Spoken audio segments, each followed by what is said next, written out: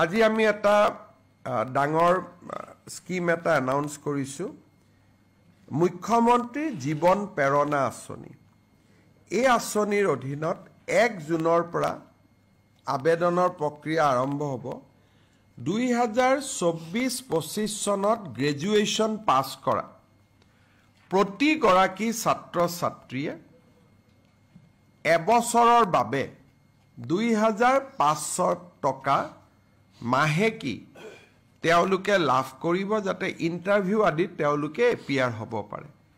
মুখ্যমন্ত্ৰী জীৱন প্ৰেৰণা এই আঁচনিখন আজি কেবিনেটে অনুমোদন জনাইছে 1 তাৰিখৰ পৰা এই আঁচনিখনৰ আবেদনৰ প্ৰক্ৰিয়া আৰম্ভ হ'ব 1 জুনৰ পৰা আৰু এই আঁচনিখনৰ সুবিধা লবৰ কাৰণে গ্ৰেজুৱেট ষ্টুডেণ্টজন ব্যক্তিগত বিশ্ববিদ্যালয়ৰ ছাত্ৰ ছাত্ৰী হ'ব নোৱাৰিব অকল সৰকাৰী বা ৰাজহুৱা বিশ্ববিদ্যালয়ৰে ছাত্ৰ ছাত্ৰী হ'ব লাগিব ৰাজহুৱা শব্দটো আমি এই কাৰণে উল্লেখ কৰিছো যে দুই এখন আমাৰ অসমত প্ৰাইভেট ইউনিভাৰ্চিটি আছে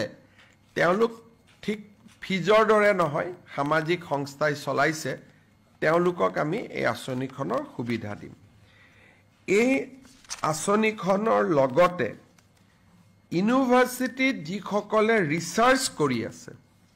হে ৰিসাৰ্চ কৰা ষ্টুডেণ্ট সকলকো আমি জীৱন প্ৰেৰণা স্কিম আমি আগবঢ়াম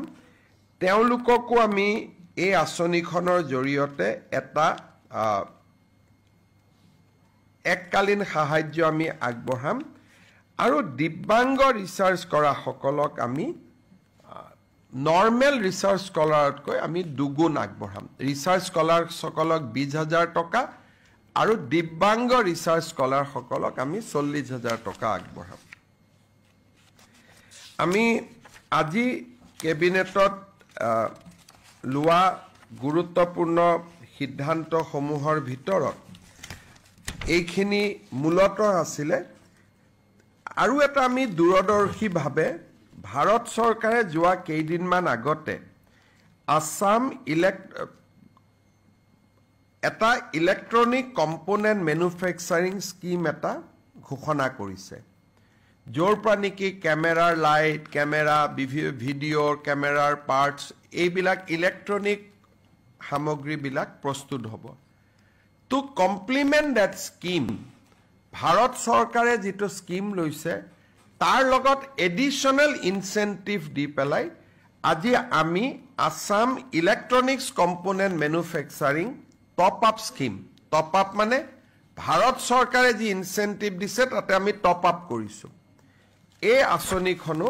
বা এই প্ৰস্তাৱটো আজি কেবিনেটে অনুমোদন জনাইছে